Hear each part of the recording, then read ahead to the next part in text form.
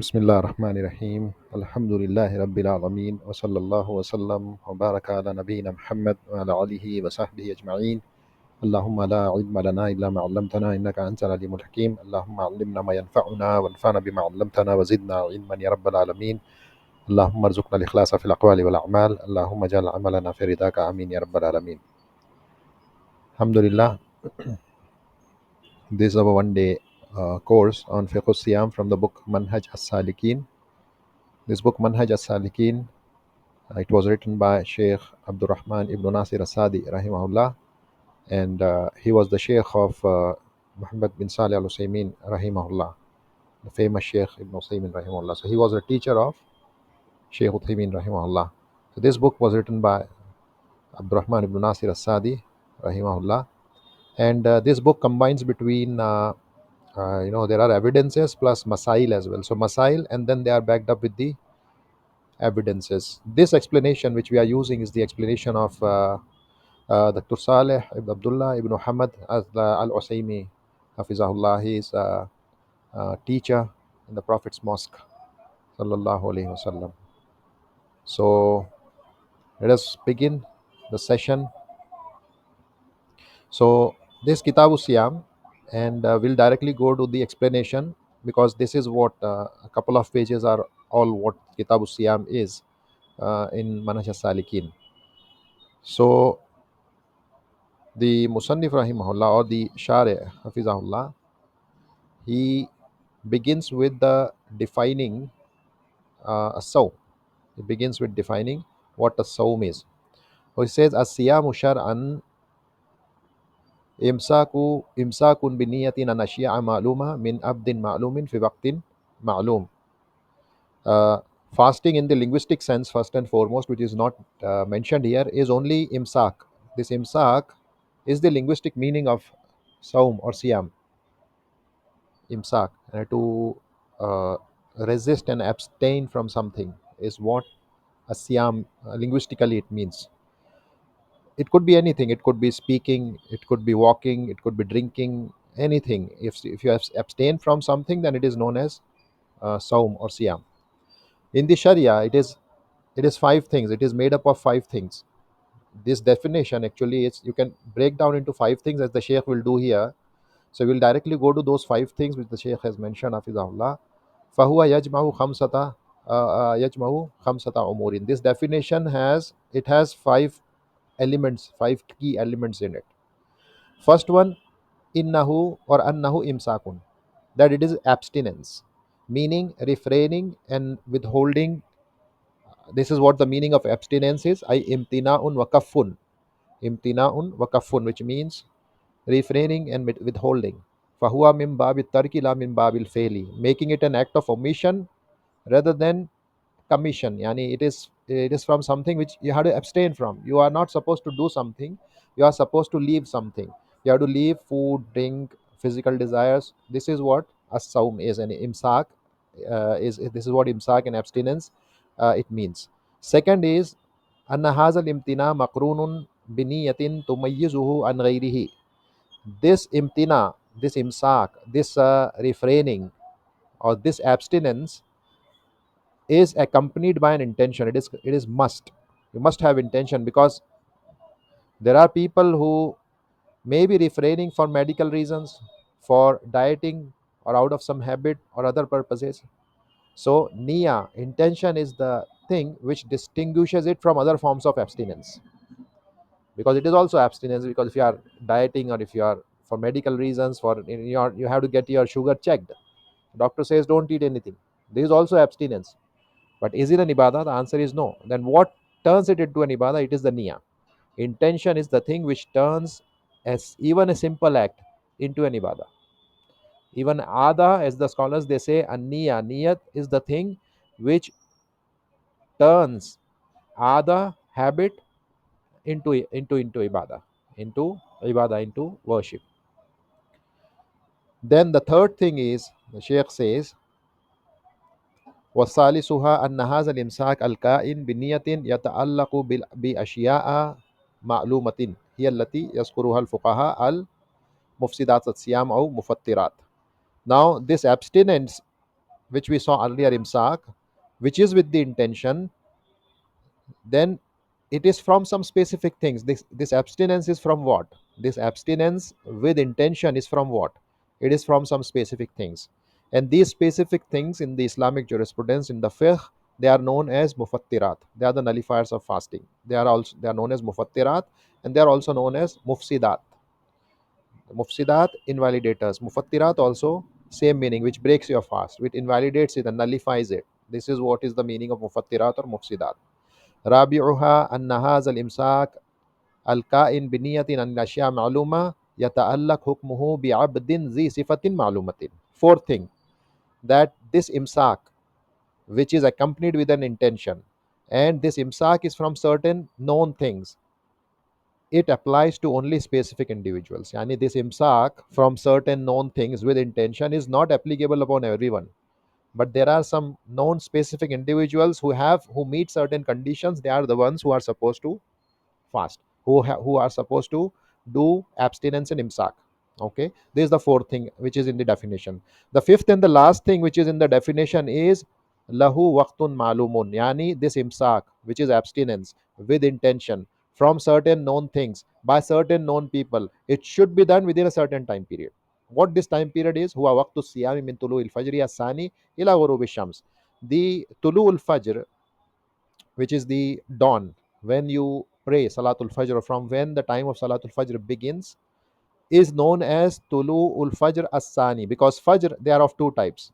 There is one which is known as Fajr al Kazib, and Fajr al Kazib, in the cities, it is not possible for you to see al Fajr al Kazib. It is not possible. You cannot see the false Fajr. There is a false Fajr as well, and there is a true Fajr.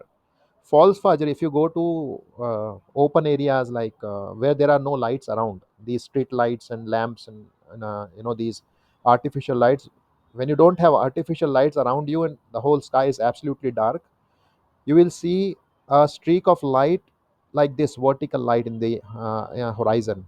When you'll see it in the direction from where the sun is about to come out, you will see this line, as line which is like this, a vertical line. This is known as Al Fajr Al Kazib.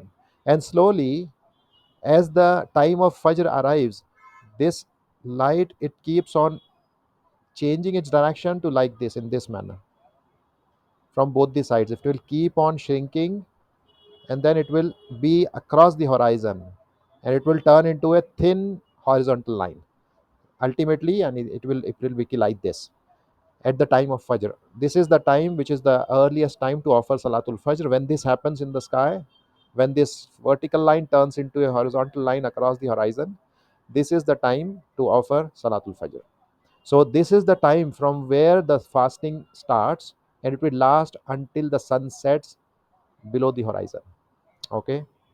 فعلى هذه الأمور الخمسة يدور معنى الصيام في الشرع. Okay, so these five components form the essence of fasting in the Islamic law. The author Rahimullah begins the discussion on fasting by mentioning its foundational basis. That what is the foundational basis of this ibadah?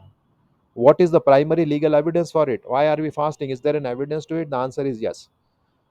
So he states that its foundation lies in the words of Allah, Ya ayyuhalladhina amanu kutiba alaykumus siyamu kama kutiba alal ladzina min qablikum. So if somebody asks you what is the evidence that fasting is obligatory, then this is the ayah which is an evidence from Suratul Baqarah. Now this ayah, this verse, or the verses, this plus the four other verses after it, 183, 184, 185, 186, 187. These five verses are all talking about the rulings and ahkam of fasting. So these verses, or this verse, it begins with the command, Ya ayyuhalladhina amanu kutiba alaykumus siyam. Kutiba bimana furida. Kutiba, the word kutiba, it comes in the meaning of furida, to make something obligatory. So Allah says, oh, you who have believed, fasting has become prescribed upon you. Kutiba, prescribed, obligated upon you. And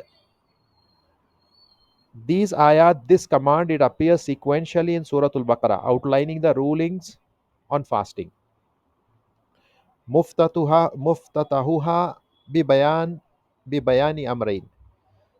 Now this verse, it establishes two key points, and it opens with two key points. The first point is the explanation of obligation of fasting. When Allah says kutiba alaykum, prescribed upon you, yani the obligation of the fasting is derived from the phrase kutiba alaykum, this statement of Allah. So the term kutiba or kitaba in Islamic legal terminology, it signifies obligation, kitaba.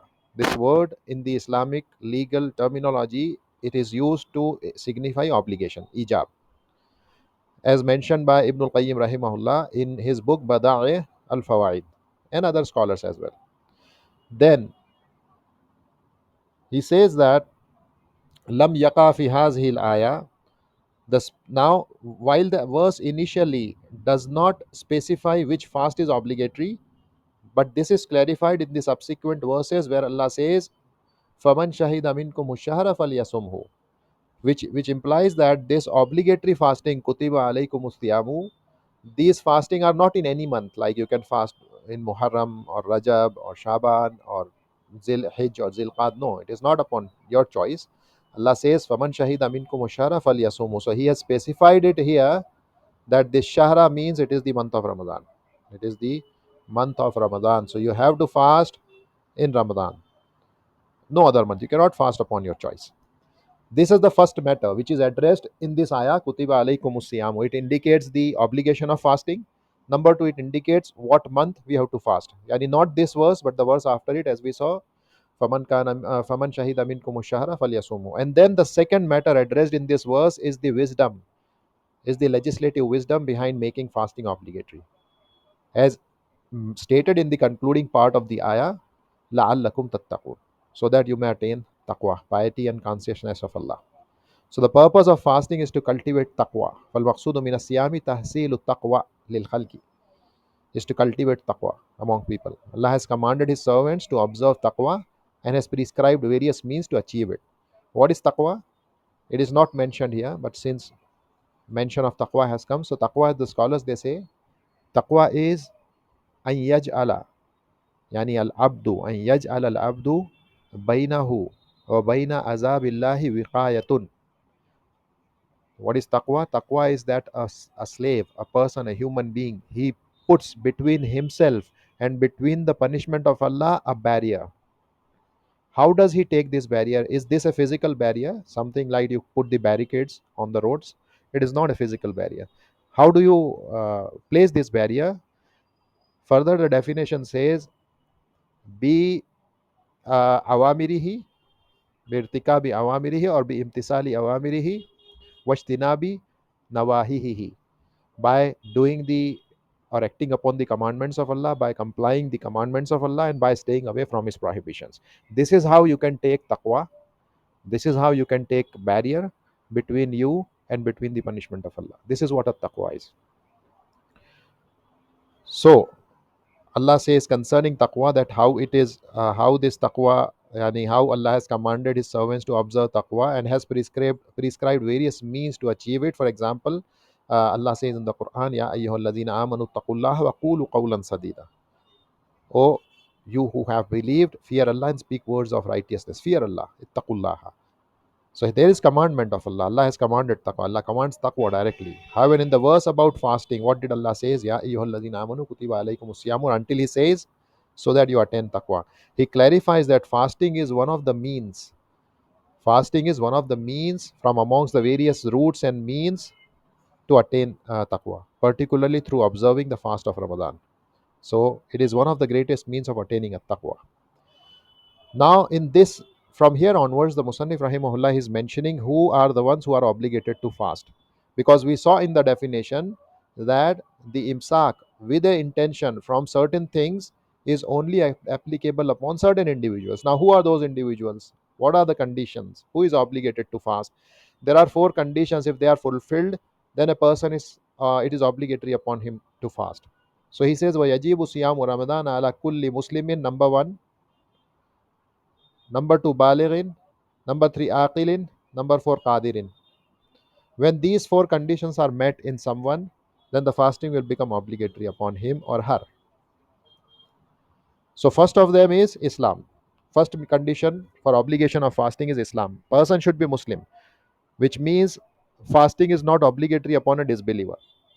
But Will this disbeliever be held accountable for not fasting? The answer is yes. The answer is yes. He will be held accountable for it. But if he fasts while in the state of disbelief, his fast will not be accepted. Why? Because he has not come up with the condition for acceptance of the ibadah, which is al Islam. But he is addressed by the Sharia. Allah is addressing him as well. When Allah says, Ya ayyuhal lazina amanu kutiba alaykum siyamu kama kutiba ala lazina min qablikum, this he is included in this address. He cannot say it is addressed to only Muslims. No, it is also, he is also addressed with this command, but if he fast, it will not be accepted.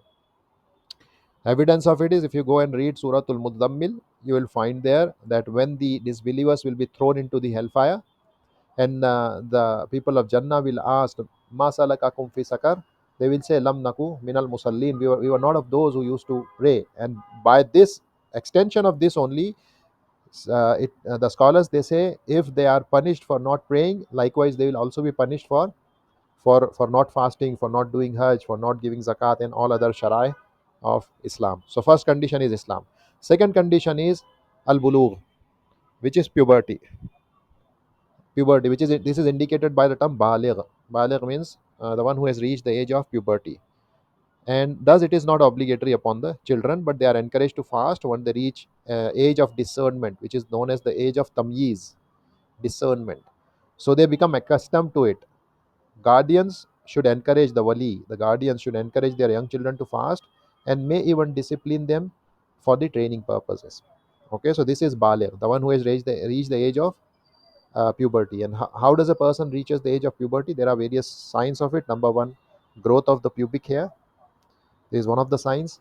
Number two, ihtilam, yani wet dream in the sleep. It could occur to both male and female. Likewise, this hair growth in the pubic region is also uh, a sign of puberty.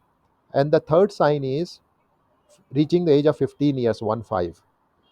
And this is Qamari, not in terms of Gregorian. Qamari, according to the lunar calendar, 15 years. If one of these three things happen, both in males and females, and there is one extra sign for females, which is the beginning of menses. So four signs for female to reach puberty, and three signs for male for reaching puberty. If any one of these things occur, and whichever occurs early, it is said that this person has reached the age of puberty. Okay. Third is al aqlu, sanity. Al aql, sanity, which is indicated by the term al or aqil. It is not obligatory for those who are mentally incapacitated, who are insane, majnoon, mad. So fasting is not obligatory upon them.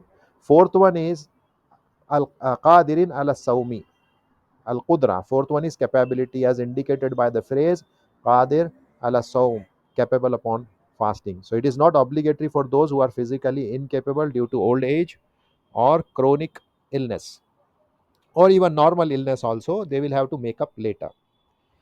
Now the condition number 2 and 3, al-aqil wal-baligh, al-aqlu wal-bulugh, sanity and puberty. These two conditions are often summarized in legal discussions, in the jurisprudential discussions, under the term mukallaf.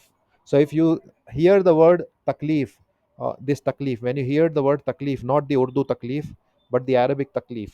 So when you hear this word taklif, or when you hear the word mukallaf, then know that the faqih is actually referring to two conditions in it, which is aql and bulugh. Faqih is referring to how many conditions? Two conditions. So either you can say mukallaf, or else you can say aqil baligh. It is one and the same thing. Or mukallaf is nothing but a legally accountable person. Okay, so asiyamu wajibun alal Muslim, mukallaf qadir ala sawm. So fasting is wajib upon these people who fulfill these four conditions. Muslim, mukallaf means aqil baligh, and then al qadir means capable upon fasting, which means he should not be very old, or he should not be sick.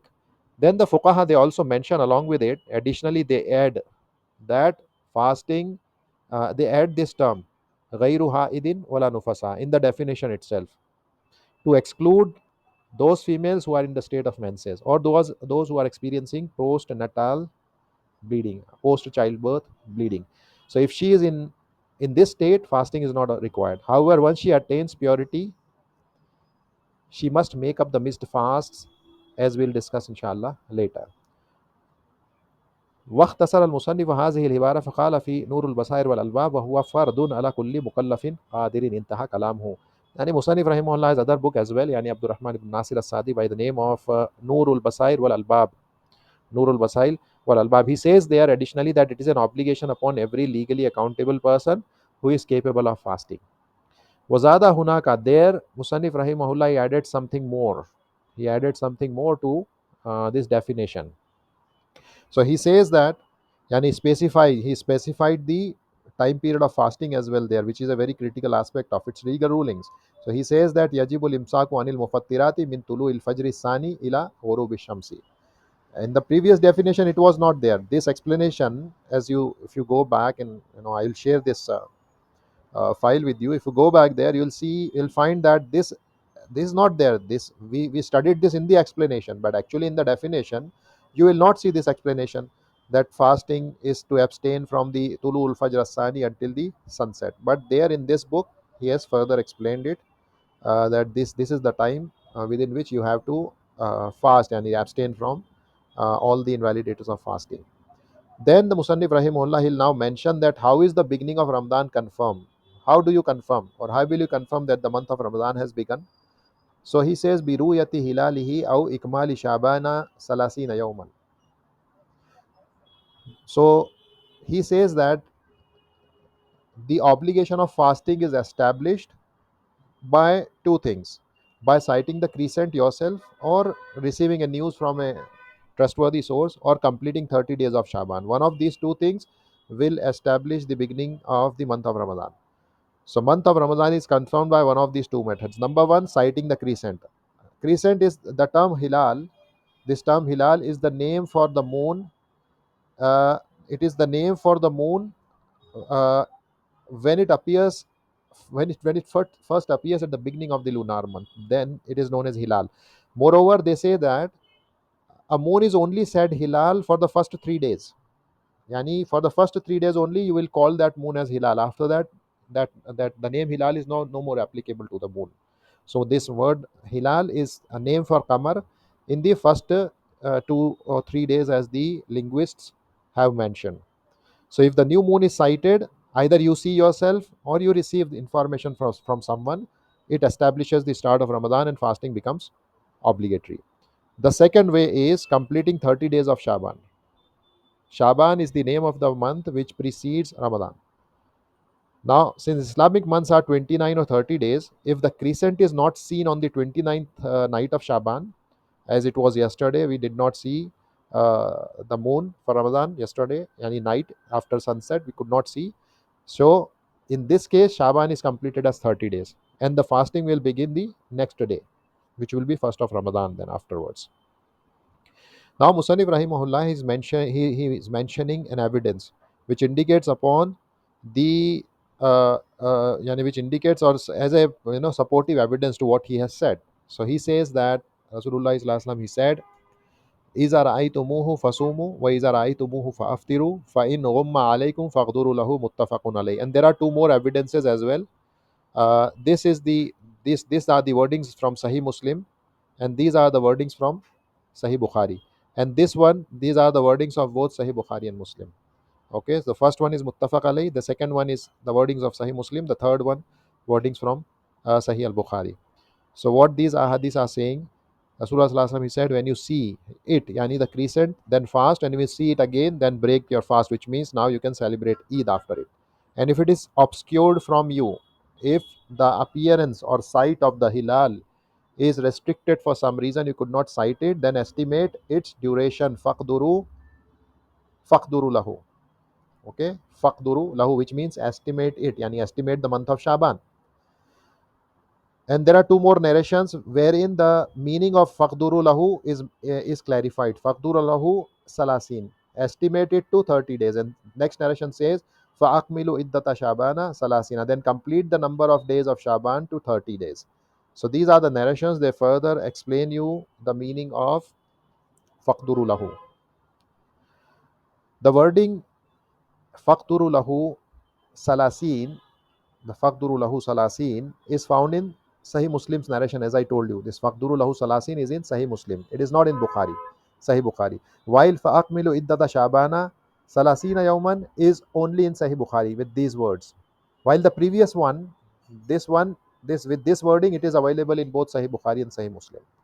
And it is important. The fuqaha, they pay such a like minute attention to each and everything. Then in the statement, when you see it, the statement when you see it is araitumuhu fasumu. This indicates the obligation of fasting in Ramadan when the crescent moon is sighted, which shows that calculations will not suffice. You cannot rely on calculations without citing the moon, that our calculation says that the moon will appear on this and this, that, so we'll start fasting from tomorrow. No, you have to see. Calculations have no value. No value in the sense, yes, we do respect it. If you want, you can do, but again, those who do the astronomical calculations, they know that these calculations are not absolutely 100% precise. Many times they predict something, and the moon, it doesn't the birth of new moon, it did not take place even after they have done the calculation. So it is not 100% sure. So is araitumuhu fasumu, when you see it, the crescent, then fast the month of Ramadan and start fasting from the next day. Then Rasulullah sallallahu alaihi wasallam, he said in another narration from Sahih Muslim, faqdiru lahu salasin. So this can be read either with the kasra on the dal also. You can also say faqdiru, and you can also say with faqduru, as it has come in the previous narration.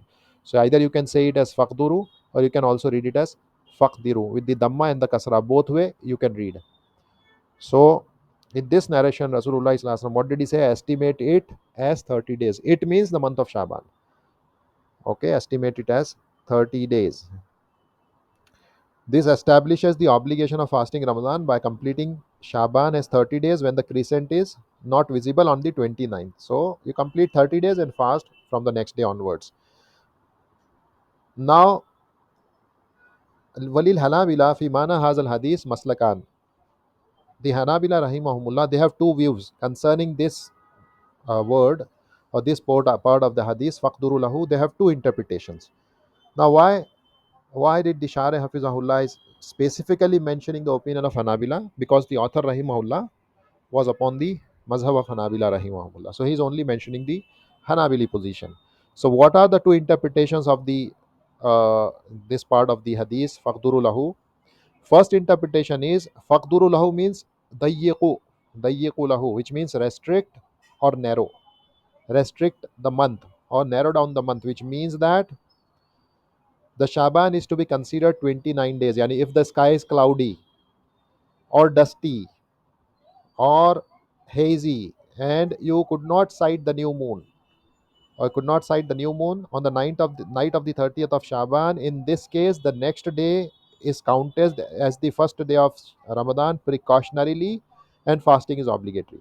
This is the first interpretation or opinion amongst the Hanabila rahimahumullah, that if you don't sight the moon, if you don't see the moon on the 29th night of Shaban after the sun has set, and you do not sight the moon because of clouds and the sky is not clear, there are either clouds or haze or dusk or whatever is there, or dusty, then in that case next day you have to consider it as first of Ramadan.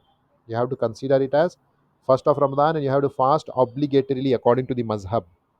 And the second interpretation is they say, and before that they say وَمَحَلُّهُ إِنْدَهُمْ إِذَا هَالَ دُونَ رُؤْيَةِ هِلَالِهِ لَيْلَةَ السِّيَاسِينَ غَيْمٌ أَوْ قَطَرٌ. This is what I say. If there are clouds, or if there is the environment is dusty, the atmosphere is dusty, or there is haze, or such kind of things they exist, then they say that we uh, constrict and narrow down the month to only 29 days, because faqdiru lahu, it means to narrow down. From where did they get this interpretation? They get this interpretation from the ayah of the Quran.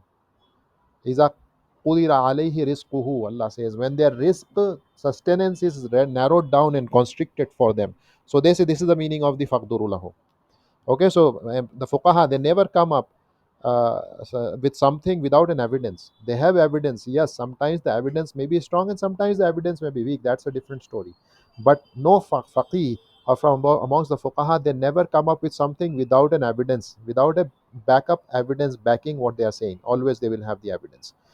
The second interpretation, faqdiru lahu salasin, yani what is the interpretation of this then? Because this hadith is also established, it is in Sahih Bukhari and Muslim, by the way. This portion of the hadith is in Sahih Muslim. So Hanabila cannot reject this, rahimahumullah. How do they explain it to mean that faqdiru lahu? If you are saying that faqduru lahu here, it means that narrow down the month to 29 days. And if somebody questions them, then how will you understand faqdiru lahu salasin? Isn't it a contradiction? And in Sahih Bukhari it says fa akmilu iddata shabana salasin, that complete the number of Shaban, the days of Shaban, to 30. Isn't it a a contradiction between faqduru lahu, which you explained earlier, and now? How will you explain this? So they say that this ruling applies when the sky is clear. This ruling applies that complete 30 days of Shaban. This ruling applies when the sky is clear on the night of 30th of Shaban, and if no crescent is sighted, then complete Shaban to 30 days. As fasting is not obligatory the next day. And Hanabila rahimahumullah call this day now as Yawmush Shak, as against the majority. When the sky is clear on the 29th of Shaban, sky is clear, and you could not sight the moon, then next day is 30th of Shaban, and according to Hanabila rahimahumullah, this is the Yawmush Shak. Okay, as against the majority. Majority call the Yawmush Shak when they call the day as Yawmush Shak when the previous night was cloudy, the sky was overcast. 29th night of Shaban, you could not see the moon. Why? Because there were clouds, or there was the environment and the atmosphere was dusty, or there was haze, which prevented you from sighting the moon. So now they call the next day as Yawmush Shak, and this is the correct opinion. Allahu Alam. So Hanabila rahimahumullah, they have these opinions. For Hanabila, lahum fi laylati salasin min Shaban nazran, which we just see. First opinion is that restrict or narrow down the month to only 30 days based on this narration, faqdiru lahu or faqduru lahu, which means dayyiqu, narrow down the month to 29 days.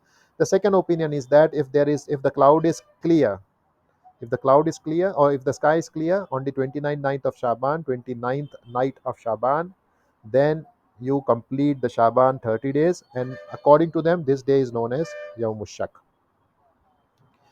Now, the author Rahimullah further he explains that وَيُصَامُ بِرُؤْيَةِ عَدْلٍ وَلَا يُقْبَلُ فِي بَقِيَّةِ الشُّهُورِ إِلَّا عَدْلًا.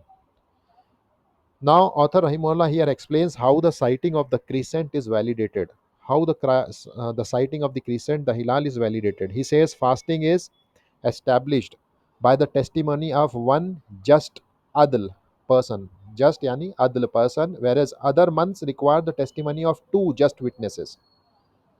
This means that Ramadan begins if a single just witness testifies to seeing the crescent, unlike other months, which require two just witnesses to confirm their beginning. Now, what is the definition? Who is an adl person? Who is adil? Who is an adl person? According to the Hanabila rahimahumullah, a just or an adl person is one who possesses uprightness, the one who has adala. Adala is uprightness. Now, how do you define the uprightness? It is in two things. Uprightness is in two things. Number one, soundness in the religious practice. Istiwa'u ahwalil abdi fi dinihi. He is sound and upright in his religious practice. Wa i'tidalu aqwalihi wa af'alihi. And he is balanced in his statements, in his speech and his actions. This person is balanced in his speech and his actions. So they have two rukun. Falaha, yani this adala, uprightness, has two pillars. One is the salahuddin, of soundness in the religious practice, and the second one is istiqamatu al muru'a, uprightness in character and conduct. When these two things are combined in someone, such a person is known as adl. If both the conditions are met, the individual is deemed adl, meaning his testimony is acceptable in religious matters, including moon sighting for Ramadan. Now, fuqaha, they mention adala, across various chapters of jurisprudence, various chapters of fiqh, beginning from the book of judiciary, and uh, yani the Kitabut Tahara. You'll begin from Kitabut Tahara, Kitabus Salat. When it comes to the chapter of Azan, there also the adala is required. Muazzin should be adl. So all of these chapters, somewhere or the other, you will see the mention of the word adala until you reach the chapter of qada, books of judiciary. Until that point, the fuqaha, they always talk about the adala. Then the author rahimahullah, he further discusses that what is required of a person intending to fast, specifically concerning the niyyah, which is one of the essential pillars of fasting in Islamic law. So he says that وَيَجِبُ تَبْيِيتُ النِّيَّةِ لِصِيَامِ الْفَرْدِ وَأَمَّا النَّفْلُ فَيَجُوزُ بِنِيَّةٍ مِنَ النَّهَارِ. It is obligatory to make the intention at night for an obligatory fast, whereas for a voluntary fast, the intention may be made during the day. So here the Musannif Rahimahullah will talk about the requirement of intention for obligatory fast. What is the meaning of tabyitu an-niyya? Tabyitu niyati, it means this phrase, yani tabyitu niyya, which it means that making the intention at night, which means that the intention must be formed before the dawn, before the true fajr, before the true fajr. You know, when this, I showed you that line, when this horizontal line appears in the sky, before that, intention of fasting should exist. However, it is sufficient because intention is not something which is verbal. It is sufficient to make the intention at any time during the night, any after the sun sets, after you did the iftar, from that time onwards until any point just before the time of fajr, true fajr, you can make intention anytime. At the beginning, middle, or end, it doesn't matter. You can intend anytime, but the last time to intend is just before the true fajr. Now, this requirement of pre-dawn intention applies only to obligatory fasts. It does not apply to nafl, voluntary fast. And what are the obligatory fast? Is it only the fast of Ramadan? No, there are some other fast also which are obligatory, like making up the fast. And for example, some women who could not fast 6 7 days in Ramadan, and then when they are making up the fast, they must intend to fast. They must have the intention of fasting before the dawn. There are women who wake up in the morning and then they decide to make up for the Ramadan fast. No, it will not. It will not work. It will not work. You must intend from the night itself, yani before the Fajr, before the true Fajr. You must have the intention that okay, this fast is going to be my make up fast, which I missed in the month of Ramadan. Likewise, fasting due to another. If somebody vowed to fast 1 day or 2 day for the sake of Allah, then this fast becomes obligatory upon him. And likewise, it should have the niyyah before the true fajr. And likewise, the kaffarat, expiation fast. Like for example, a person has had intercourse with his wife in the daytime of Ramadan, then a kafara is to be given for this, and a kafara is 60 days of consecutive 60 days fasting. So these fast also require intention from the before the fajr. Likewise, the kafara of zihar, likewise the kafaratul yameen for breaking an oath. All of these require intention from the night itself. The intention for these fast must be made at night before Fajr, and it is sufficient if a person eats or drink at night with the intention of fasting. As this action implies their intention to fast, as I said, intention is not to be said with the tongue. Rather, it is something which is associated with the heart. So you are waking up in the night and eating and drinking is this action is actually is it actually implies that you are intending to fast. So there is nothing specific to be said or done. As for the voluntary fast, he says it does not require the intention to be made at night. It is permissible to form the intention during the day as long as nothing that invalidates fasting has been consumed after the true dawn. Thus, if a person has not eaten or drunk anything after the fajr, or he at the same time he has not done anything, like he has not engaged into any physical relationship with his wife, or has not committed any act which invalidates the fast, and if he wakes up, then if he intends, he can fast. If he intends, he can fast, and it doesn't matter whether he intends before the zawal or after the zawal. Even, and if this person has not eaten anything for the whole day and he intends to fast voluntarily just 1 minute before the sunset, this will be considered as his fast, but he will only be rewarded for that 1 minute because his intention came just 1 minute before the sunset. So the reward will be for 1 minute, but this fast would be sahih as a voluntary fast. Okay, so his fast would be sahih. Then the Musannif Rahimahullah here he mentions 7 categories of people who have specific rulings related to fasting and breaking the fast. We studied that there are, when 4 conditions are found in someone, then these are the people who have to fast obligatorily. But when one of those conditions are missing, when one of those 4 conditions are missing, then fast is not obligatory. So these in this statement, the Musannif Rahimahullah, he'll mention seven categories of people who have some specific rulings related to fasting and breaking the fast. Who are they? Number one is the Mariz, sick person. Number two, Musafir, traveler. Number three, Al Haiz, she is the menstruating woman. Number four, Nufasa, she is the post childbirth bleeding, the woman in her post childbirth bleeding, Nufasa. Wal Hamil is the pregnant woman. Murdia is the nursing mother. And Al Ajiz is someone who is incapable, person physically incapable of fasting. Now the first two, Musannif Rahimahullah, he says concerning them, they are who? They are the Maris and the Musafir. He says a sick person who would be harmed by fasting. Allazi yatadarraru bisawmi. This statement is very important. Yatadarraru, which means that even small, if a small thorn pricks you and you say I am sick, no, it will not work. The sickness should be something which could harm you. A trustworthy Muslim doctor says that if you fast in this state, it will lead to either increase in your sickness, number one, or it could lead to delay in your recovery, or number three, it could lead to excessive pain. So if one of these three conditions are found, then only you call such a person as mareez, who will get this exemption or concession. So a sick person who would be harmed by fasting, number one, and a traveler, may either fast lahuma al fitru wasiyamu, yani they have the choice. A sick person and a musafir, they have a choice. If they want, they can fast. If they want, they can leave the fast and can make up later, which means that the fasting is not obligatory upon them. A sick person whose condition would worsen due to fasting, or whose recovery would be delayed, as I explained to you, then this person, it is not obligatory upon him to fast.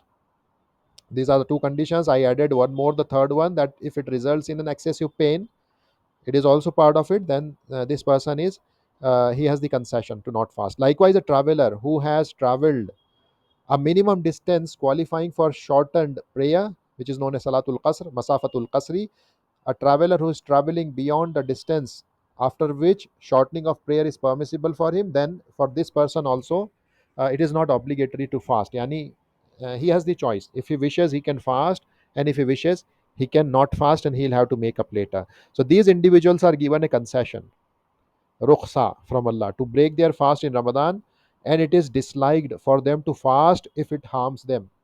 Yani if it is known that this fast will harm the musafir or harm the maris, this sickness will harm the maris of the, or this travel will harm the musafir, it will cause the harm to them. In that case, it is disliked, it is makruh. However, they must make up the missed days after the Ramadan. Then the number 3 and 4, category number 3 and 4, is the category of al-haidu wa nufasa, menstruating woman and the woman in postpartum or the post childbirth bleeding. So a menstruating woman and a postpartum woman are forbidden from fasting. It is haram for them. In the previous case, it was it was not obligatory upon them to fast, which means they have a choice. These two categories, it is haram to fast, which means if they fast in this situation, they will be sinful, but they must make it up later. So if a woman is menstruating or in post childbirth bleeding, then number one, fasting is haram for her. Number two, it is not valid if she attempts to fast. And number three, she is required to make up the missed fast after Ramadan. Okay. Fifth and the sixth category is the category of Hamil wal Murdia, pregnant woman, nursing mother. Okay, pregnant woman and a nursing mother. What is the ruling concerning them? He says, Wal Hamil wal Murdia, pregnant or nursing woman who fears for her child. Both of them, if they fear for their child, they may break the fast, but she must make it up later. Both of them must make this missed fast later. At the same time, also feed a poor person for each missed day of fast. So, if a pregnant or a breastfeeding woman fears harm for herself and her baby, she may break her fast. At the same time, she has to feed a poor person for each day of fasting which she missed. Okay, so these are the rulings. But again, this her case or case of these two women can be further segregated into three types, or three kinds of ruling apply to them. Number one, they are permitted to break the fast in Ramadan. Number two, they must make up these fast. Number three, they also must feed a poor person for each missed day of fast. According to the Hanbali school of thought, the amount of fidya is the same as what is required in the kaffarat, which is one mud of wheat, one mud, which is one handful. You combine both palms of yours, combine the palms of your hand, and fill it with rice or fill it with wheat. This is what is known as a mud of wheat. So a mud of wheat per day is the kafara. Or if it is other than wheat, then it is two mud. Yani fill anything other than wheat twice with your palms, both palms combined together. Fill them two times, and this will be half sa or two mud of staple food, which is dates or raisins or dried yogurt, akit or barley. Okay, shair. These three rulings that apply to pregnant and nursing women are contingent upon their fear for their child. Okay, but if they fear for themselves only, like they only fear themselves, and they fear that if we fast, it will harm us, not the child, then in that case they are only required to make up the fast. They need not to feed a person. Okay, if they are only afraid for their own life, not the life of the child, he is safe, but they are afraid that if we fast, it may cause harm to us, pregnant woman as well as the nursing mother. In that case, they only make up the fast, they will not feed.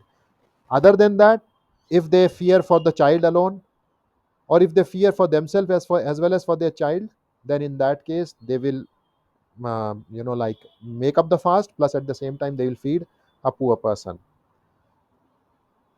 Then the seventh category is the category of al-ajiz, a person who is permanently unable to fast, a person who is unable to fast due to either old age or an illness from which recovery is not expected. These people must feed a poor person for each missed day of fast. Each missed day, they must feed a poor person for each missed day.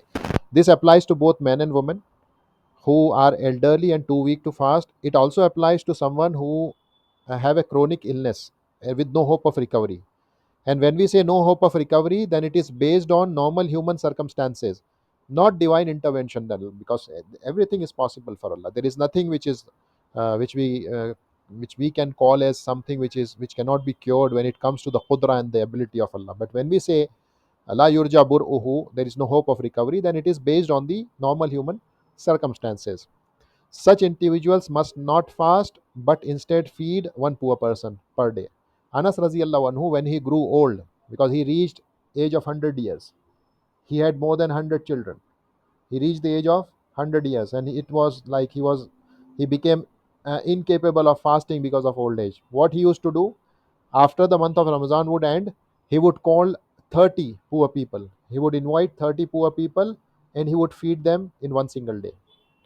So this is the fidya of those who are unable to fast because of either old age or because of chronical illness. Now, Musannif Rahimahullah here next he mentions in this paragraph what is required of a person who breaks their fast in Ramadan. What is required now? If they break the fast, then what is to be done? So he says, whoever breaks whoever break their fast must make it up. Kada. So this is the first rule. This is the first ruling. If they break the fast, they have to make it up. Okay, so let us come here. If they break the fast, they have to make it up only. So here he mentions faqat. Yani there are, let us come here. In this paragraph which you see in red, Musannif Rahimahullah is his uh, this contains two major issues. Two major issues. Number one, this paragraph is talking about the nullifiers of fast. This paragraph is talking about the nullifiers, which are also known as mufattirat or mufsidat of siyam. Okay, six of them. And second thing, this paragraph is talking about the consequences of breaking the fast. That if somebody breaks the fast, then what is to be done? Two things are mentioned in this paragraph. As for the first issue, which is the issue of invalidators of fast, then there are six. Musannif Rahimahullah has mentioned six of them. Eating intentionally, obviously eating intentionally. Second one, drinking, again intentionally. Number three, vomiting, al-qay'u amdan, which is also intentionally vomiting, yani inducing vomiting by inserting a finger in the throat or smelling something that causes vomiting or any other means which could result in vomiting deliberately, then it invalidates your fast. Number three, hijama, which is cupping, al hijamatu, and hijama is extracting blood through a specific method. This hijama, it also invalidates the fast. Fifth one, al khamis al imna'u bil mubasharati. This includes yani ejaculation. Imna means ejaculation due to direct contact. This includes skin to skin contact with one's spouse, leading to ejaculation. The key factor here is the release of the seminal fluid, which can occur through touching, foreplay, masturbation, uh, any means it could take. But as long as there is ejaculation, that invalidates the fast. But we are not talking about the wet dream, which happens in sleep. It does not invalidate the fast. But if it occurs out of your own will, intention, desire, if a person does foreplay with one's wife in the daytime of Ramadan and if he ejaculates, even if penetration does not take place, then also it invalidates the fast. Okay, so these things can invalidate the fast. Ejaculation due to direct contact with the woman, or because of foreplay or touching or masturbation, it invalidates the fast. The sixth one is aljima, which is actual sexual intercourse wherein the head of the penis, it penetrates the vagina of the woman. Then it invalidates the fast. This is jima. Even if uh, you know he does not ejaculate, even if he does not ejaculate, then also it invalidates the fast. It is the most serious nullifier of fasting because there is a specific ruling concerning it. This is the first issue which Musannif Rahimahullah talked, which are the six invalidators of fast. The second issue which he is talking here is the consequences of breaking the fast. The consequences of breaking the fast. Yani what will happen if you break the fast? For example, he says for eating, drinking, yani first five: eating, drinking, vomiting intentionally, cupping, or ejaculation due to contact only, yani due to foreplay or due to, for example, kissing, or due to, for example, masturbation. If ejaculation occurs without penetration, then there is only qada. You only have to make up. But if the fast becomes invalid because of sexual intercourse, then there are two things which occur happen. Number one, he has to make up the fast. Number two, he also has to give an expiation kafara. And this expiation is either he has to free a slave, if possible. In our time, it is not possible. If freeing a slave is not possible, then fasting 2 consecutive months without break. Continuously keep on fasting every other day. Each day you have to fast for 60 days continuously, or 2 months, not exactly 60 days, because the month, Islamic month, it varies between 29 and 30 days. So it could be like 58 days, 59 days, or 60 days. And if he is unable to fast, if doctor says that it is, if you fast 2 consecutive months, it will harm you, trustworthy Muslim doctor, then in that case he has to feed 60 poor people in this order only.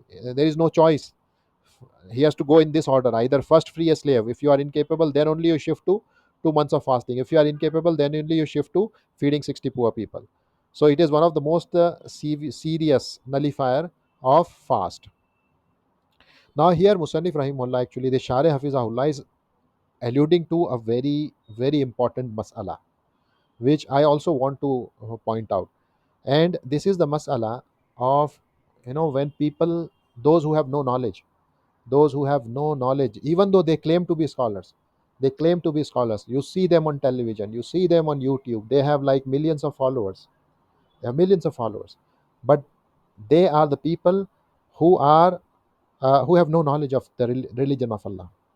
They have no knowledge. They, left, right, and center, they say that any mas'ala which comes to them, they say there is no dalil upon it. La dalila alayhi, la dalila alayhi, la dalila alayhi. They simply use this statement. There is absolutely no evidence. It is a bid'ah. It is khurafat. It is bid'ah. It is this. It is that. They keep on saying this. You will hear these statements from them. When you go to them, and I face this issue, and not only I, many of us, they are facing this issue from those who label themselves to be upon the manhaj of Salafus Salihin. They pretend to be upon the manhaj of Salafus Salihin, but then they speak such rubbish. What is this rubbish? If you go to them and with any book of fiqh upon a particular mazhab, they say we don't need this book. We are not in need of this book. Bring Quran and Sunnah to us. Only Quran and Sunnah. Partly this statement is correct, and partly it is incorrect. Partly it is correct because yes, Qala Allahu wa Qala Rasulu Sallallahu Alaihi Wasallam. This is what our religion is. This is what we also believe in. Partly this statement is correct. Partly this statement is incorrect. Why? Because by them rejecting the books of fiqh upon any mazhab, be it mazhab Hanabila, be it Mazhab Shafi'iyya, Malikiya, Ahnaf. By rejecting these books of fiqh, what they are trying to say, or what is the implied meaning, is that these books of fiqh are built upon the masail which are mentioned in these books of fiqh. They are without evidence. They are not from Quran and the Sunnah. Either they are from Bible or Torah. This is what they are trying to say. And this is the reason partly their statement is incorrect. This is the reason Sheikh is alluding to this mas'ala, that in one of his book, yani this Sheikh himself, Abdurrahman ibn Nasir as-Sadi, he was a faqih. Abdurrahman ibn Nasir as-Sadi rahimahullah was a faqih. He was a jurist. He mentions in his book Nurul Basair wal Albab that first he mentioned those six things which invalidate the fast.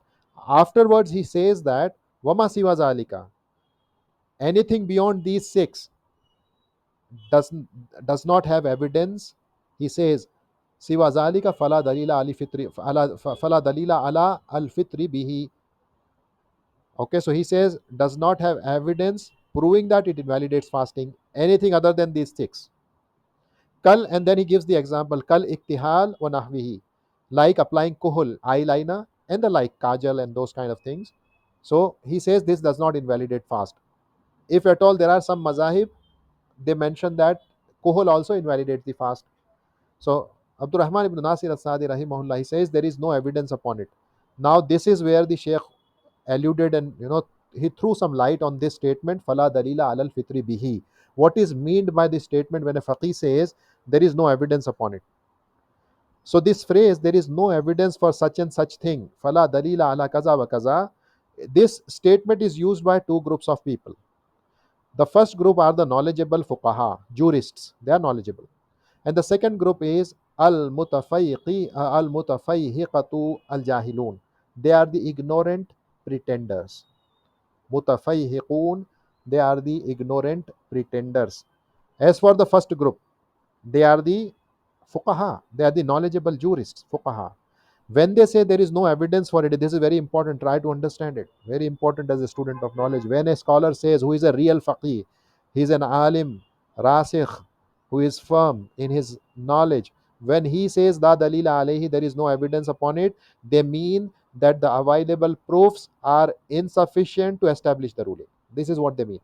They do not deny the existence of evidence altogether. They don't say the evidence does not exist, because if you say the evidence does not exist, it mean it means that the righteous predecessors, the Sahaba, the Tabi'un, the Atba Tabi'un, they never acted upon it. This is what is meant by when you say La Dalila Alayhi principally, that the evidence does not exist altogether.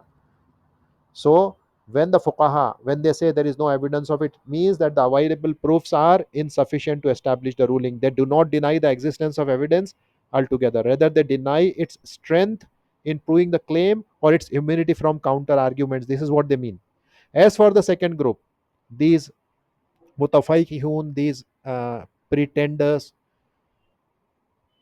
who are many among the later generations, they are, majority of them are, they fall in this category only. They are the ignorant ones. They assume, when they say there is no evidence at all, what they mean with this statement is that they completely deny the existence of any proof on the matter. Why? Because of their limited knowledge. Because they don't know something, they think that it doesn't exist. Non-existence of something, or you not having knowledge of something, does not imply that that thing doesn't exist. If you have not seen Eiffel Tower, does this mean that it does not exist? No, you have not seen it, doesn't prove that it does not exist. This is the problem. These individuals are far from the true understanding of fiqh as established within a recognized school of thought. This is because the established jurisprudential method in any of the followed mazahib, legal schools, is not something that can be dismissed by making sweeping claims that there is no evidence for something, when the school has already discussed it, and the followers of this madhab, they have been acting upon it from generations. The true jurists, the faqih, base their knowledge on considered evidence, though the accepted proofs may differ from one school to another. Yes, it is possible that the evidences may differ, the understanding of one faqih may differ from the understanding of the other, and because of which the different rulings can can come out from the same evidence. It is all possible. Thus, when you find a jurist like the author rahimahullah, when you find a jurist like the author rahimahullah himself saying there is no evidence for it, la dalila alayhi, then what he means is either that the evidence does not conclusively establish the ruling, or that it is not free from counter argument. This is what he means when he says la dalila alayhi. And for someone like him, like Abdurrahman ibn Nasir as-Sadi rahimahullah, it is valid to make such a statement because he was a faqih in true sense. So they can make such statements, and when they say this, this is what the meaning is.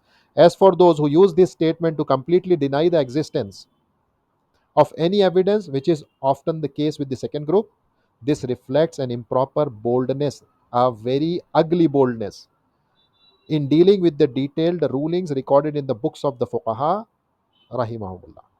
Nowadays, you'll see, we frequently hear many people who claim to be students of knowledge without having a firm grounding saying La dalila ala zalika wala dalila ala haza. They keep on saying this.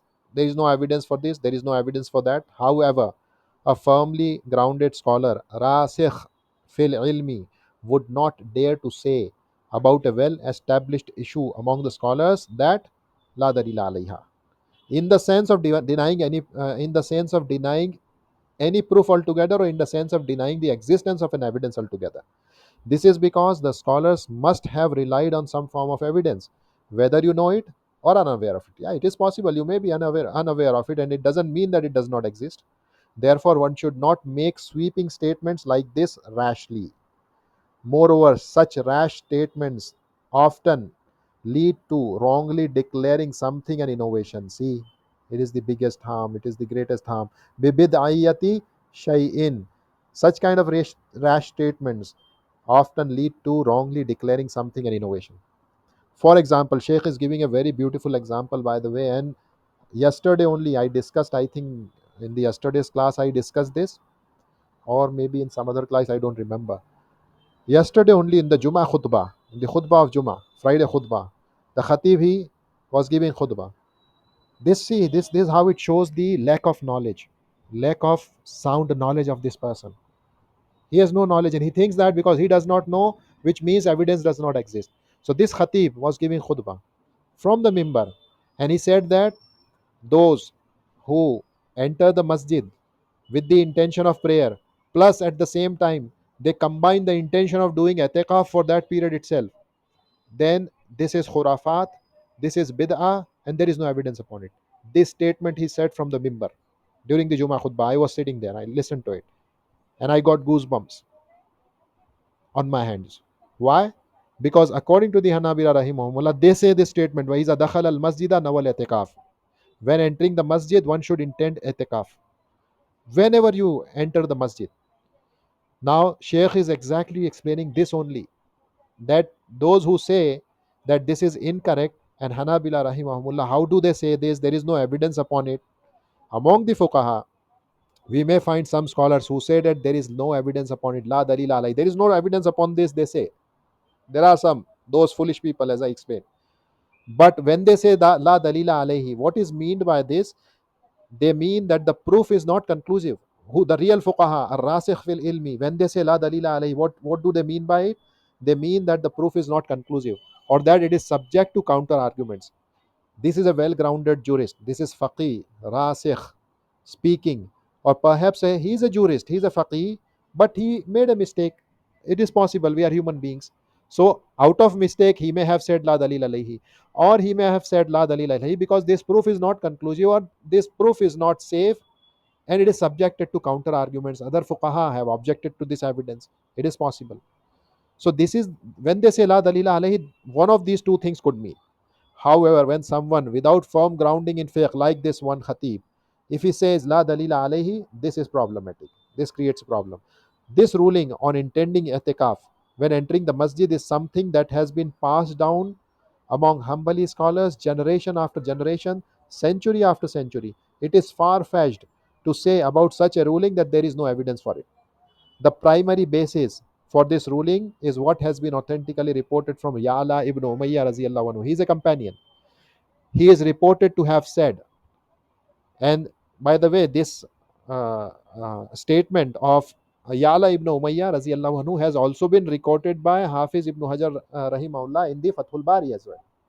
In the Fathul Bari, he has mentioned this statement of Yala ibn Umayyah, as well as other scholars also. Hafiz ibn Hazm rahimahullah, he has also mentioned it in his Al Muhalla.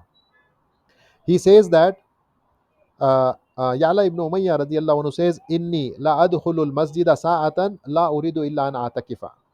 Whenever I enter the masjid at any moment, sa'atan, which is a small period of time, it is not for one whole day, small period of time. Whenever I enter the masjid at any moment, I only do so with the intention of itikaf. So there is the evidence of the Hanabila. How can you say la dalila alayhi? These foolish people. The phrase at any moment, sa'atan, it refers to a short period of time within the day. And this serves as the foundation of their ruling, which means no mas'ala in the books of fiqh is without evidence. All the masail in the books of fiqh are backed up with evidences. And likewise, other fiqh rulings are also established based on evidences that may not always be immediately apparent for those who are unfamiliar with the methodology of the jurists. So the point here is to understand al-maqsudu is to understand the difference between a firmly grounded jurist, a faqih, rasikh, who rarely uses this phrase la dalila alayhi, in contrast to someone who lacks deep knowledge in fiqh but frequently repeats the statement la dalila alayhi when discussing issues well established among the fuqaha. Some individuals, in nearly every discussion, they come up and they say la dalila alayhi, there is no evidence for this ruling. They may say this. They go so far that it would mean as if one quarter of the mazhab has evidence while the three quarter of it has no evidence at all. See the dangers of it. Three quarter of the fiqh they will make something which is without backed up with evidences. But no one who truly understands knowledge and its scholars would make such a claim, provided he knows the status of the scholars and they understand what knowledge is, what true knowledge is. The scholars of Islam, with their deep knowledge of the Sharia and their strong faith, are committed to seeking out evidence and verifying the rulings. They would never establish a legal ruling without proof. It is far from, don't ever think such a thing. They hold in the highest regard. They hold in the highest regard the prohibition of speaking about Allah without knowledge. Al qawl alallahi bila ilmin. They hold this in high regard.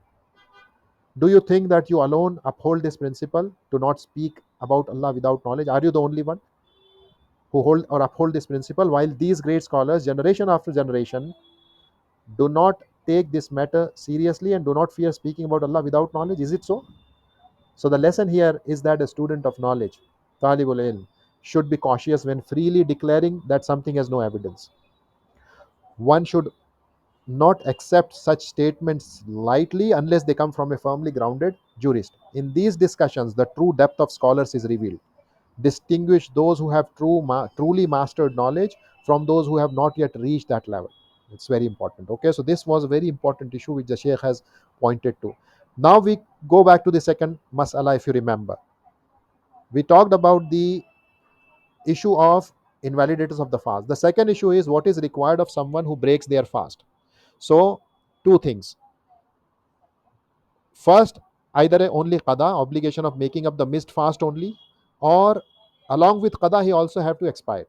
So, the first category, which is only makeup is required, are the first five invalidators: eating, drinking, deliberately vomiting, or ejaculation if it occurs without ejaculation if it occurs without penetration, and cupping. These five, if you commit, then there is only makeup.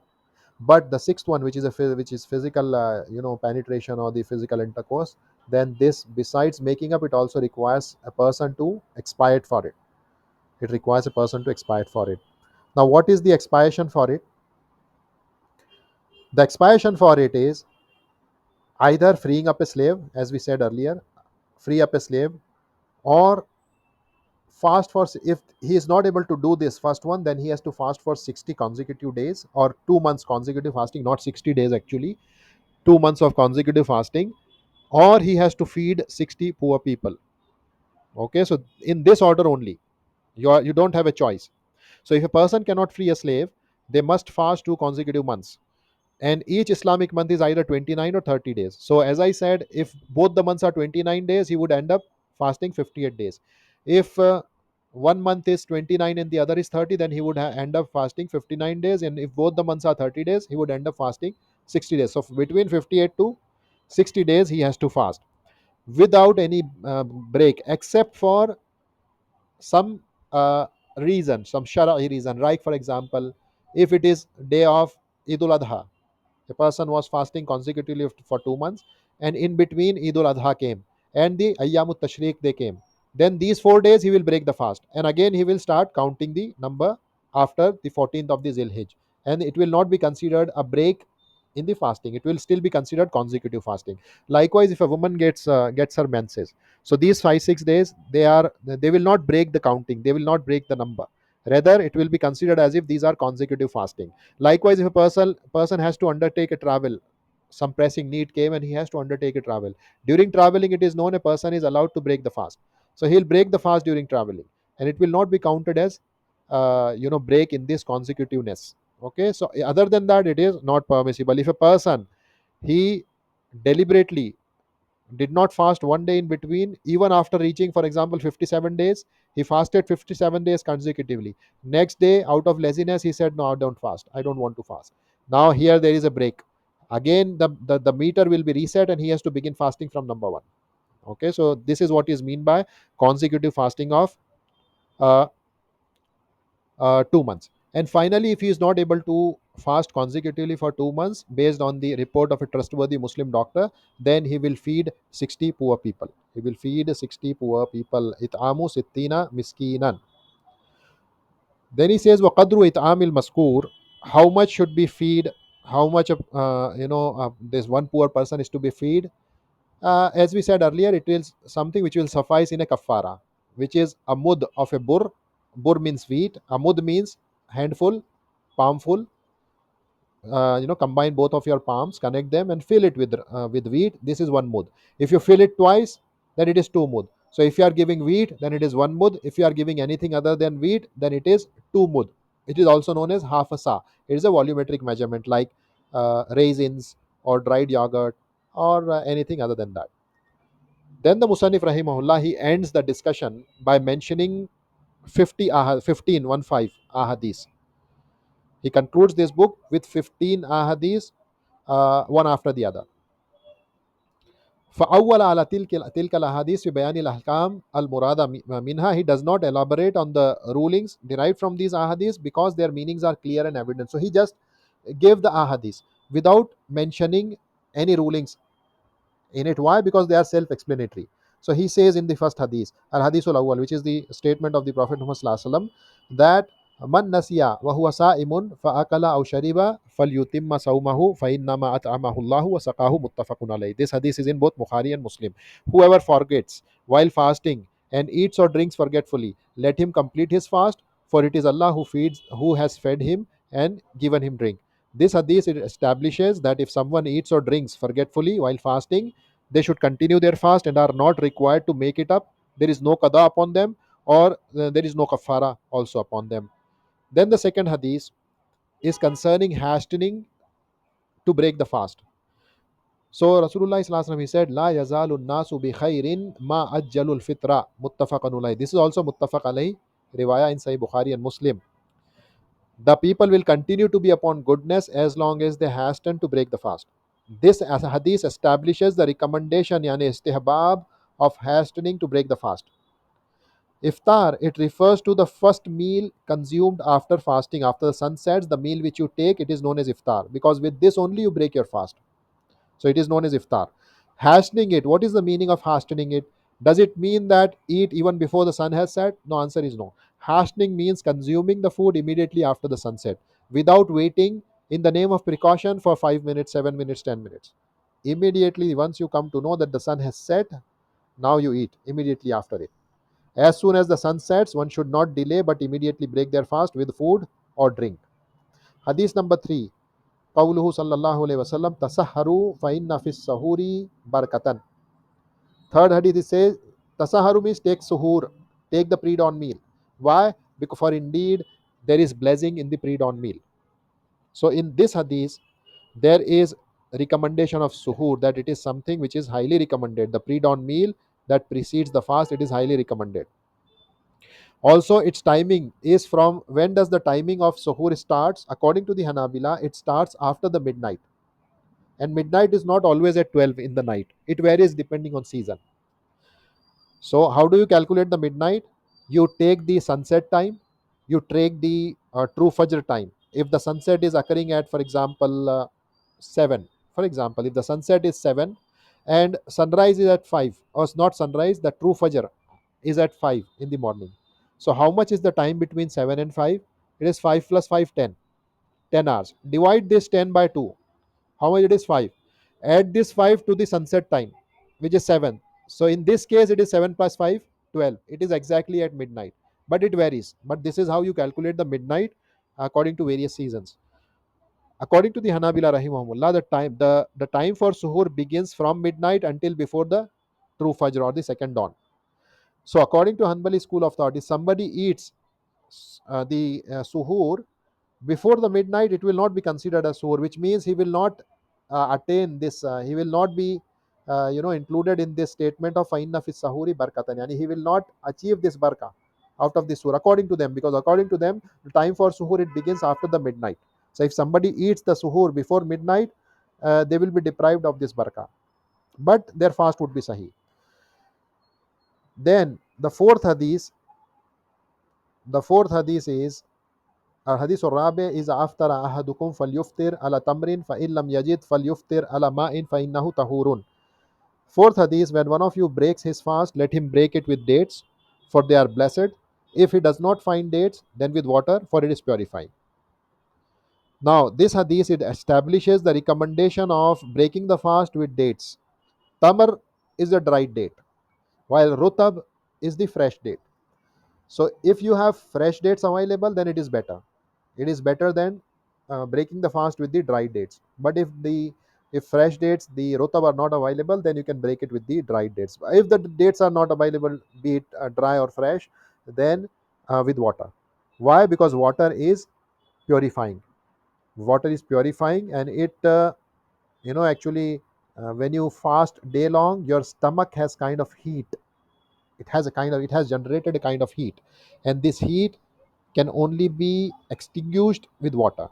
So it has a medical benefit as well. Then hadith number 5, من لم يدع قول الزور والعمل به والجهل فليس لله حاجة في أن يدع طعامه وشرابه رواه البخاري رحمه الله.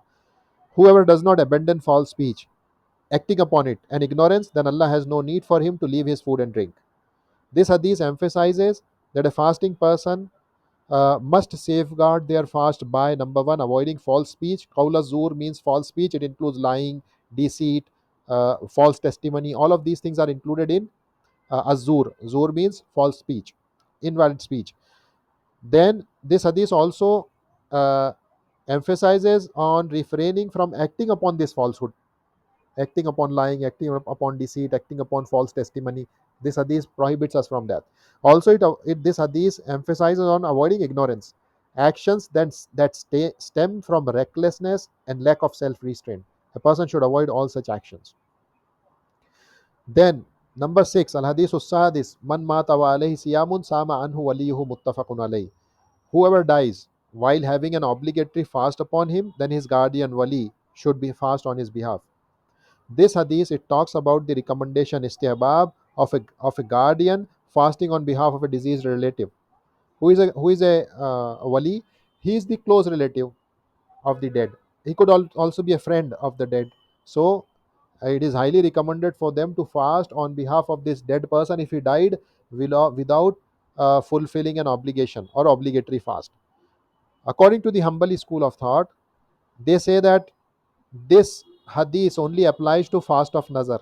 This hadith of Aisha radiallahu anha, it only applies to the fast of nazar. Yani if a person vowed to fast and he or she died even before fasting this nazar fast, then the wali has to fast.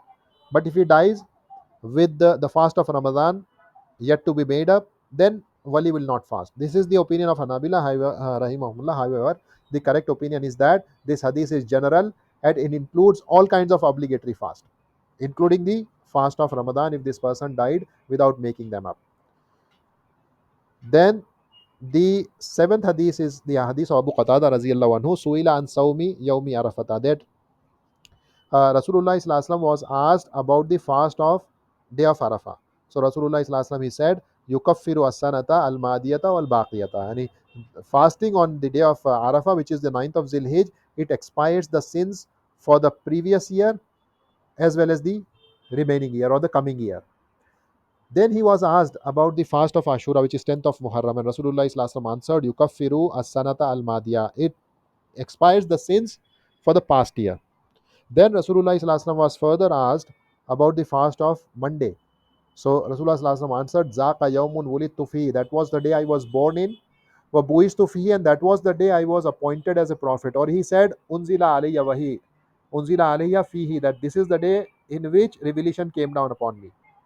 So this hadith, it talks about the recommendation of fasting the day of Arafah, that it's highly recommended to fast the day of Arafah, which is the ninth of Zilhijj, to fast the day of Ashura, which is the 10th of Muharram, and to fast the Monday, Yawmul Isnain. Yawmu Arafah, as you know, it is the ninth of Zilhijj. Arafah with the ta marbuta, if you see here, it is the name of, it is the name for time. Arafah is like time, day, which is the ninth day of Zilhijj. This is Arafah with ta marbuta. But when you see it written with the open ta, Arafat, then it is the place, known place in Saudi.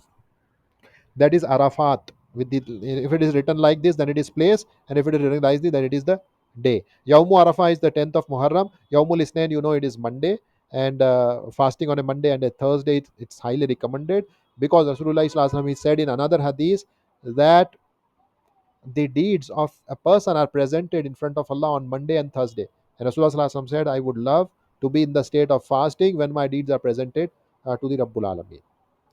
والحديث الثامن حديث من صام رمضان ثم أتبعه ستا من شوال كان كصيام الدهر. This hadith was reported by Abu Ayyub al-Ansari radhiyallahu anhu. It says that the one who fasted the Ramadan and follows it up with 6 days of fasting of Shawwal, it is as if he fasted for the whole year.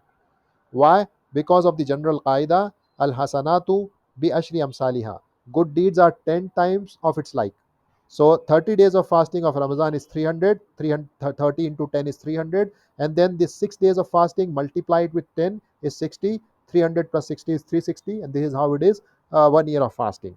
So these fasts of 6 days of Shawwal are highly recommended. This hadith indicates upon the recommendation of 6 days of fasting of Shawwal after completely fasting the months of Ramadan. الحديث التاسع حديث أبي ذر رضي الله عنه أنه قال أمرنا رسول الله صلى الله عليه وسلم أن نصوم من الشهر ثلاثة أيام. He says that Rasulullah صلى الله عليه وسلم commanded us to fast 3 days in a month. 3 days in a month. So in this hadith, there is istihbab, recommendation of fasting 3 days in a month. And it is also recommended that these 3 days in the month are ayyam bid, the white days. What are these white days? They are the 13th, 14th, and 15th of a month. It is recommended to fast because there are narrations which speak about 13, 14, 15th as well. However, when Aisha Raziallahu anha was asked concerning the 3 days of fasting of Rasulullah sallallahu alaihi wasallam, she mentioned that he would fast from the month anywhere at any place. Sometimes he would fast in the beginning, sometimes he would fast in the middle, sometimes he would fast in the towards the end of the month. So if a person has fasted one fast in the maybe in the beginning of the month, one fast in the middle of the month, one fast in the end of the month, then he would achieve the rewards which are mentioned in this hadith. But if he fast on 13th, 14th, and 15th, then this is also recommended, and it is good. Al hadith al ashir hadith hadithu sallallahu alayhi wasallam annahu sallallahu alayhi wasallam qal naha an siyami yawmaini yawmil fitri wa yawmin nahri muttafaqun alayh. That Rasulullah sallallahu alaihi wasallam prohibited from 2 days of fasting, and these are the days of Eid al Fitr and Eid al Adha. So it is prohibited for a person to fast on the days of Eid. It is impermissible. Hadith al Hadi Ashar Hadithu Ayyamu Tashriqi Ayyamu Aqlin wa Shurbin wa Zikrin Lillahi Azza wa Jal. That the days of Tashriq, which are the 11th, 12th, and 13th of Zilhijj, they are the days of eating, drinking, and remembrance of Allah. Rawahu Muslim. In this hadith, it talks about the prohibition of fasting the days of Ayyam Tashriq as well. Days of Tashriq as well, which are the 11th, 12th, and 13th. It is prohibited. It is haram for a person to fast the 11th, 12th, and 13th, except for a person who went for performing Hajj. either as Hajj Qiran or Hajj Tamattu, and he does not has or he is not having the sacrificial animal hadi with him, then he has to fast for 10 days. And out of these 10 days, 3 days he has to fast in the season of Hajj, during the time of Hajj. And if he was unable to fast before the 9th of Zilhijj for these 3 days, then the fuqaha, the scholars have permitted this person to fast on the 11th, 12th, and 13th. This is the only person who is given the concession of fasting on the 11th, 12th, and 13th. Other than them, no one on the face of earth is allowed to fast on 11th, 12th, and 13th. So these are the 5 days which a person is prohibited to fast on. Hadith 12, Hadith number 12. لا يصومن أحدكم يوم الجمعة إلا أن يصوم يوما قبله أو يوما بعده. متفق عليه. This hadith, it talks about the dislike of fasting Friday, or singling out Friday for fasting. Singling out Friday for fasting is disliked unless a person has either fasted a day before it on the Thursday, or if a person intends to fast on a Saturday. In that case, it is not disliked. But if he intends to single out Friday with fasting, then it is disliked. A person should not do that. Hadith al-Thalis Ashar 13. Man sama Ramadana imanan wa ihtisaban ghufira lahu ma taqaddama min zambihi. The one who fasted Ramadan, imanan wa ihtisaban. Imanan means imanan billahi wa biwadihi, having belief in Allah. A person fasted the month of Ramadan, having belief in Allah, having belief in his promises, wa ihtisaban, yani hoping for the reward which Allah has promised for this fasting, the month long fasting, ihtisaban, then what will happen? غُفِرَ لَهُ مَا تَقَدَّمَ مِنْ ذَنْبِهِ. His past sins will be forgiven. What kind of sins are these which will be forgiven? They are the minor sins, not the major ones, because the major sins, they require true repentance. Okay, so man sama Ramadana imanan wa ihtisaban ghufira lahu ma taqaddam min zambihi. Then Rasulullah sallallahu alaihi wasallam, he says in the hadith number 14, in the hadith in which Rasulullah sallallahu alaihi wasallam said, kana yatakifu al ashra al awakhira min Ramadana hatta tawaffahu Allah wa atakafa min ba'dihi azwajuhu muttafaqun alayh. This hadith indicates upon the istihbab, the recommendation of doing etikaf. And the most emphasized of this etikaf is the one which is done in Ramadan, and the even more emphasized etikaf is the one which is done in the last 10 nights of Ramadan. What is etikaf? Etikaf in the legislation is to stick to the masjid, to seclude oneself in the masjid, and it is done from a specific individual and for a specific time period. This is what al etikaf is in the Sharia sense. So it is to stay in the masjid, to stay there, which means that you cannot do etikaf at home. Those women who do it at home, it is incorrect. If at all you want to do etikaf, you have to do in masjid. The azwaj of the Prophet Muhammad Sallallahu Alaihi Wasallam, they did etikaf after him in the masjid, as this narration itself says. Wa atakafa min ba'dihi azwajuhu. After Rasulullah Sallallahu Alaihi Wasallam's death, his wives performed the etikaf in the masjid. So etikaf is to be done in the masjid. Second, this etikaf is to be done by a known individual, and with some when some conditions are fulfilled, then only that individual will do the etikaf in the masjid. The same applies, like he should not be insane, he should not be a small child who has not yet reached the age of puberty. Those conditions, when they are fulfilled, then a person can do etikaf, because intention is required. When you are performing etikaf, intention is required. And a majnoon, a madman, insane person, as well as child who has not yet reached the age of discernment, they don't have an intention, they don't know what they are doing. So even this etikaf being an ibadah, it will not be accepted if he is not aqil baligh, or if he is not mumayyiz and baligh. Salisu an yakuna ala wajhin malumin. Likewise, this has to be done in a particular way, with the particular intention. When these conditions are fulfilled, then only a person can do the then this person will do the etikaf, and it will be considered as an ibadah on his behalf. There are so many things which obviously this is a brief book, and all those things are not mentioned here. The last hadith is the hadith of Rasulullah sallallahu alaihi wasallam, wherein he said, la tushaddu rihalu illa ila salasati masajida al masjid al harami wa masjidi haza wal masjidi al aqsa.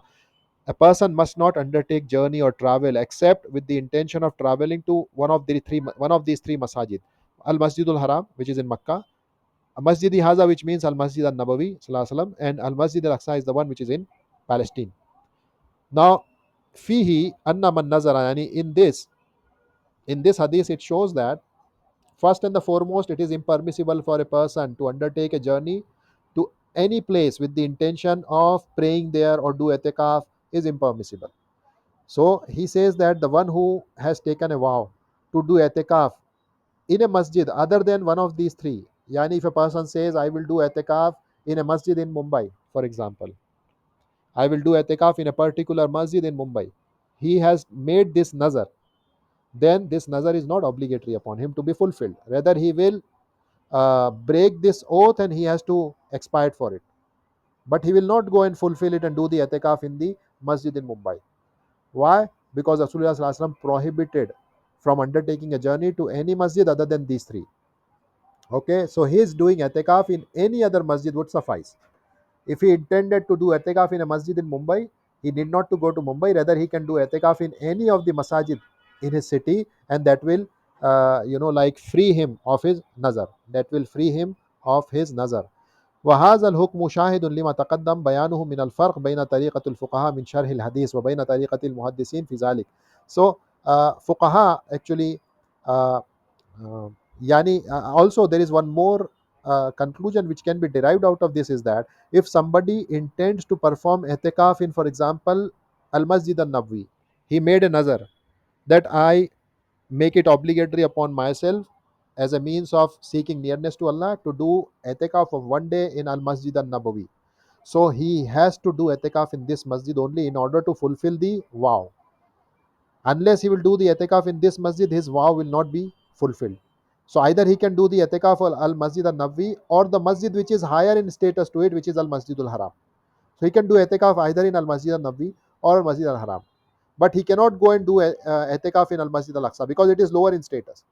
Likewise, if somebody like Umar ibn al-Khattab radiallahu anhu, he says that during the period of Jahiliyyah, he came to Rasulullah sallallahu alaihi wasallam, he said, I made an vow during the period of Jahiliyyah before Islam to do etikaf in Al Masjid Al Haram for one night, or in another narration it says one day. So what should I do? Rasulullah sallallahu alaihi wasallam said, Fa awfi bin nazar, fulfill your vow. Which means in this case, if a person makes a vow to do etikaf in Al Masjid Al Haram, then he must do it in Al Masjid Al Haram. He cannot even do in Al Masjid Al Nabawi. He cannot do in Al Masjid Al Aqsa because they are lower in status in comparison to Al Masjid Al Haram, and there is no other way to fulfill the vow except to do the etikaf in this masjid, Al Masjid Al Haram. Okay.